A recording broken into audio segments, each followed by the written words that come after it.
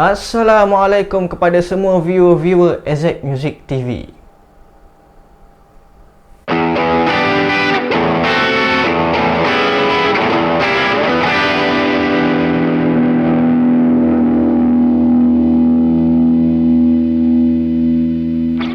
Okay, first of all, nama aku Azmi Ahmad, seorang independent musician, home music producer, fotografer dan juga videographer. Dan kepada korang yang belum subscribe aku, boleh tekan button subscribe sekarang untuk banyak lagi video-video yang macam ni, dan tekan like, dan korang boleh komen apa-apa soalan yang korang nak tanya dekat ruangan komen. Korang juga boleh follow aku di Facebook Azmi Ahmad, dan juga di Instagram aku Azmi Ahmad 88. Dan aku dahulukan dengan ucapan terima kasih banyak-banyak kepada korang yang sudah dan akan subscribe dan follow aku.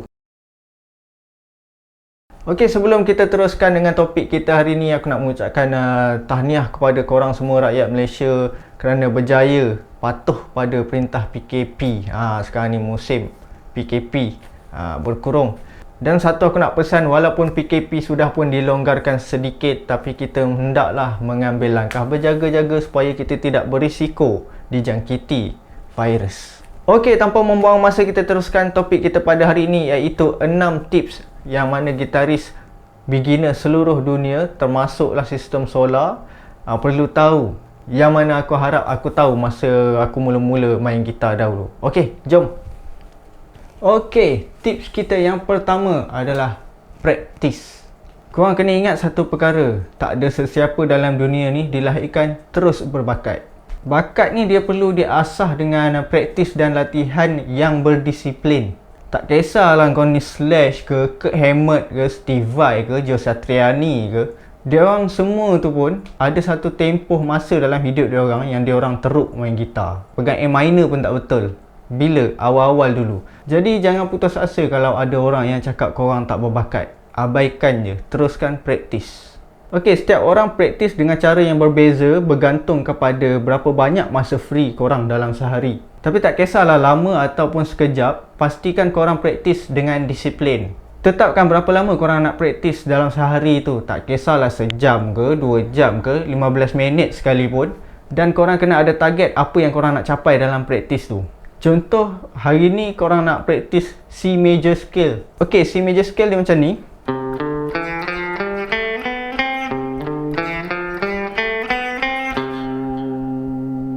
Korang ulang sampai korang capai target korang tu. Kalau hari ni tak tercapai, sambung esok. Jangan praktis mengkhinzir buta tanpa target. Jadi itulah maknanya praktis dengan disiplin. Okey, tips yang kedua, saiz tangan tak mempengaruhi kualiti permainan. Okey, kenapa aku cakap macam tu? Sebab apa? Aku selalu dengar orang yang baru nak belajar ni, dia merungut tangan kecil lah, jari pendek lah, susah nak main lah. Kalau korang nak tahu, tak kira lah jari korang panjang ke, pendek ke, lonjong ke, segitiga ke, semua orang yang baru nak belajar pegang gitar akan rasa kekok masa pegang. Bukan masalah saiz tangan, itu semua normal. Kalau korang letak pun tangan kat gitar kan, C major katakan, lepas tu cuba kita alih gitar. Kita alih gitar, nampak bentuk tangan tu? Bentuk ni bukan bentuk tangan yang normal pada semua orang, tak kisah siapa-siapa pun. Jadi semua orang akan rasa kekok dengan bentuk macam tu pada peringkat awalnya. Tapi lama-lama kekekokan itu akan hilang bila kita selalu buat. Kalau korang tengok, ramai je gitaris profesional dalam dunia ni yang jari dia comel-comel je. Bukan semua jari panjang macam Paul Gilbert tu. Keselesaan tu akan datang bila korang terus praktis dan praktis dan praktis. Jangan jadikan jari pendek sebagai alasan korang tak boleh main dengan bagus. Sebab apa? Aku pernah tengok gitaris yang tak ada tangan pun. Dia main dengan kaki, tapi dia main lebih power lagi bagus daripada aku yang main dengan tangan ni. Korang boleh search pasal gitaris tu dekat YouTube. Okey, tips yang ketiga, cara pegang gitar yang betul. Okey, sebelum kita cerita tentang cara pegang gitar yang betul, aku nak pesan pada korang. Korang kalau nak beli gitar tu, pilih gitar yang betul dan selesa pada korang untuk korang pegang dan dimain. Dan korang boleh pilih cara pegang gitar mengikut keselesaan korang lah dengan gitar tu. Tapi jangan pula korang pegang cara pelik-pelik, mentang-mentang ikut selesa kan. Macam ni lah, macam ni lah, macam ni pun ada. Okey, jadi aku akan bagi tahu korang 2 cara asas pegang gitar yang betul. Yang pertama, dia panggil cara traditional folk. iaitu kalau kita duduk dua cara ni kalau kita duduk. Okey, cara pegang gitar traditional folk yang pertama ni, gitar di atas paha kanan.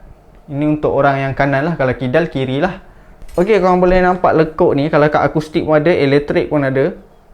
Lekuk ni letak di paha dan korang tarik gitar rapat ke badan. Itu traditional folk. Dan cara pegang gitar yang kedua ialah dipanggil cara klasikal.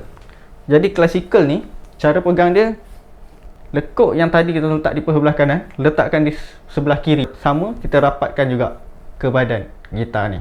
Apa beza dua cara ni? Cara yang pertama ni dia lebih santai dan relax. Pastikan gitar rapat kat badan dan gitar tak bergoyang. Sebab pegang cara ni, gitar lebih cenderung untuk bergoyang. Dia tak stabil. Jadi kita letak betul-betul, pastikan dia tak bergoyang. Dan tangan kita ni tak perlu nak grip untuk tahan dia daripada jatuh. Tangan kiri kita bebas bergerak. Nampak? Cara yang kedua klasikal ni pula, dia lebih efisien sebenarnya dan lebih stabil. Neck kita tak akan bergerak. Jadi jari kita lebih bebas. Tapi kelemahan cara klasikal ni satu je. Bila kita pegang cara klasikal, badan kita mesti tegak. Jadi apabila kita main terlalu lama, sejam atau 2 jam, jadi kita akan mula rasa sakit belakang. Sebab badan kita kena tegak je kalau kita pegang cara klasikal ni lah. Okey, tips yang keempat, teknik asas jari. Okey, sebab apa aku cakap teknik asas jari ni penting? Sebab banyak yang aku tengok, ramai yang give up bila dia main chord contohnya, dia tak dapat bunyi yang bersih macam mana orang lain main. Mostly aku tengok punca dia adalah cara dia pegang chord tu tak betul. Jadi macam mana cara yang betul untuk meletakkan jari di atas fretboard? Ini nama dia fretboard Okey, cara yang betul adalah kita tekan tali di atas fretboard ni dengan hujung jari kita. Orang putih panggil fingertip. Jadi kat mana hujung jari ni? Korang boleh tegakkan jari korang macam ni dan korang tengok. Apa yang korang nampak di hujung tu, itulah hujung jari. Bukan di tempat yang rata ni Sebab banyak aku tengok gitaris-gitaris yang baru ni, dia salah teknik dan dia tekan dengan tempat yang rata ni. Okey, apa bezanya kalau kita buat dengan cara yang betul dan cara yang salah? Okey, ini cara yang betul kita tekan dengan hujung jari.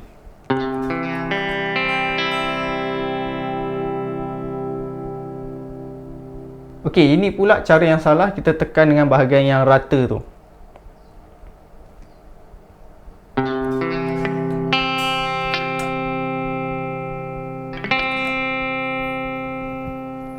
Okey, jadi korang boleh dengar kalau kita tekan dengan cara yang salah di bahagian rata ni, akan ada tali-tali yang terkena pada jari kita dan setengah tali tu tidak akan berbunyi, tak keluar note dia. Kalau kita tekan dengan hujung jari, tak ada masalah. Okey, macam mana nak pastikan korang tekan dengan hujung jari? Korang kena bengkokkan setiap sendi di jari korang macam ni, macam mata kail. Jadi korang akan dapat tekan tali tu dengan hujung jari. Dan satu lagi cara meletakkan ibu jari pula. Ibu jari mestilah letaknya di belakang neck. Macam ni. Bukan macam ni. Macam ni.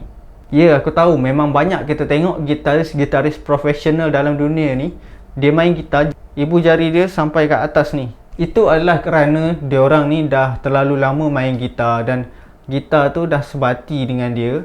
Dan teknik ni dia akan berubah seiring dengan kelalian diorang dengan gitar tu.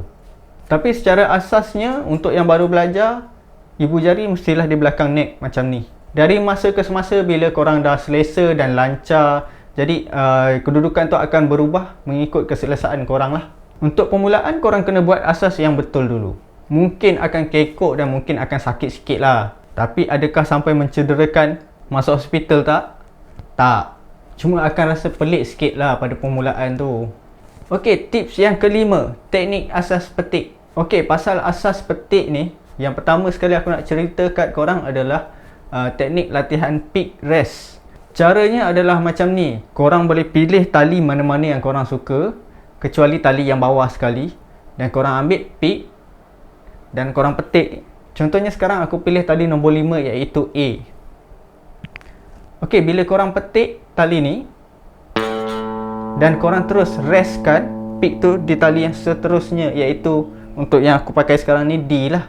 Petik dan restkan. Okey, kalau kita teruskan daripada tali atas sekali, dia macam ni.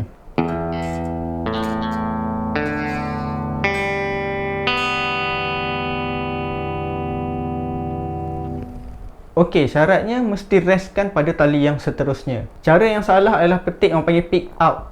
Dia petik keluar macam ni.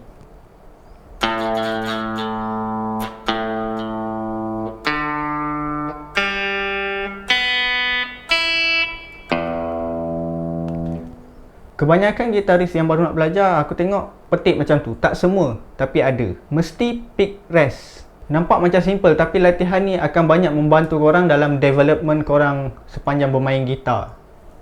Okey, tips kita yang terakhir iaitu yang keenam, practice guna metronom. Ramai orang anggap benda ni remeh, termasuklah aku pada permulaan dululah. Dulu sebenarnya aku tak pernah tahu pun dan tak pernah dapat pendedahan pasal metronom ni. Jadi pada korang yang baru nak mula tu, janganlah jadi macam aku. Korang kena ambil tahu cara praktis menggunakan metronom. Metronom ni senang cakap kelajuan lagu ataupun sesuatu rutin tu lah senang cakap. Metronom tu adalah sejenis benda yang bunyi dia macam ni.